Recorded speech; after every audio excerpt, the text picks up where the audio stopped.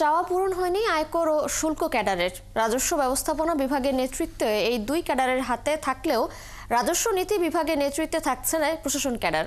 উপদেষ্টা পরিষদে পাশ হওয়া এনবিআরকে ভেঙে দেয়া সংক্রান্ত অধ্যাদেশে আছে এমন বিধান। এতে মিশ্র প্রতিক্রিয়া জানিয়েছেন দুই অ্যাসোসিয়েশন নেতারা। রুহুল আমিনের রিপোর্ট। কর আদায়ে ব্যর্থতা, দুর্নীতিসহ নানা অভিযোগে বিদ্ধ রাজস্ব আদায়ের প্রধান দপ্তর এনবিআর। ব্যর্থতা থেকে বের করতে প্রতিষ্ঠানটির নীতি ও আদায় কাঠামো আলাদা করার আলোচনা চলে দীর্ঘ বছর। অন্তর্বর্তী সরকারের সময়ে যা বাস্তবে রূপ নিচ্ছে। বৃহস্পতিবার এর অধ্যাদেশের খসড়া অনুমোদন করে উপদেষ্টা পরিষদ। খসড়ায় বলা হয়েছে জাতীয় রাজস্ব বোর্ড এনবিআর ও অভ্যন্তরীণ সম্পদ বিভাগ আইআরডি নামে কোনো দপ্তর থাকবে না। সৃষ্টি হবে দুটি নতুন বিভাগ। কর আদায়কারী বিভাগটির নাম দেয়া হয়েছে রাজস্ব ব্যবস্থাপনা ও কর আইন তৈরিকারী বিভাগটির নাম রাজস্ব নীতি। সারা পৃথিবী চলছে এখন একদম মাইক্রো লেভেলের স্পেশালাইজেশনে। সেই সময় যখন দুটো আলাদা হয়েছে, আমার মনে হয় দক্ষতা বৃদ্ধির ক্ষেত্রে, কর্মদক্ষতার ক্ষেত্রে এবং একটি ভালো রিসার্চ বেসড একটি কাজ করার ক্ষেত্রে অত্যন্ত পজিটিভ একটি জিনিস পরিবর্তন ঘটবে। এই দুই প্রতিষ্ঠানের প্রধান পদে কারা থাকবেন তা নিয়ে টানাপোড়েন চলছে দীর্ঘদিন।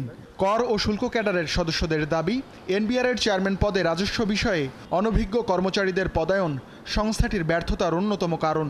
তাই তাদের দাবি দুই সংস্থার প্রধান করতে হবে রাজস্ব বিষয়ে অভিজ্ঞদের। কিন্তু অধ্যাদেশের খসড়ায় বলা হয়েছে উপযুক্ত যোগ্যতা সম্পন্ন যে কোনো কর্মকর্তা রাজস্ব নীতি বিভাগের প্রধান হবেন।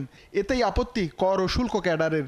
একজন বাইরের থেকে যখন আসেন, যাদের এই ধরনের কোনো অভিজ্ঞতা থাকে না, তাদের সাথে আমাদের কাজ করার বিভিন্ন রকমের প্রবলেম হয়। কাজ করার শুধু নয়, একটা সুষ্ঠু পরিবেশ বজায় রাখার ক্ষেত্রেও এটাই কিন্তু একটি নেতিবাচক ধারণা তৈরি হয়, নেতিবাচক একটি পরিবেশ তৈরি হয় এবং অনেক সময় দ্বৈত প্রশাসনের একটি সম্ভাবনা তৈরি হয়। এনবিআর আলাদা করার সিদ্ধান্তকে স্বাগত জানিয়েছেন বিশেষজ্ঞরা। বিভাগ দুটিকে শক্তিশালী করতে গবেষণা, মানব সম্পদ উন্নয়ন ও অটোমেশনে জোর দেওয়ার পরামর্শ তাদের। শুধু তো বডি আলাদা করে দিলে হবে না, তাদের জন্য অর্গানোগ্রাম, তাদের জন্য যথেষ্ট কাজ করার জন্য যে আপনার অথরিটি, এই জিনিসটা তো আনতে হবে। ধরেন জাতীয় রাজস্ব বোর্ড থেকে অনেক স্ট্যাটিস্টিক্স দরকার হবে পলিসির, তাহলে জাতীয় রাজস্ব বোর্ড পলিসি থেকে কিভাবে এই ডাটাগুলো পাবে, হ্যাঁ, মিউচুয়াল এক্সচেঞ্জ অফ ইনফরমেশন গুলো কিভাবে হবে, সেই জিনিসগুলো তো দেখতে হবে।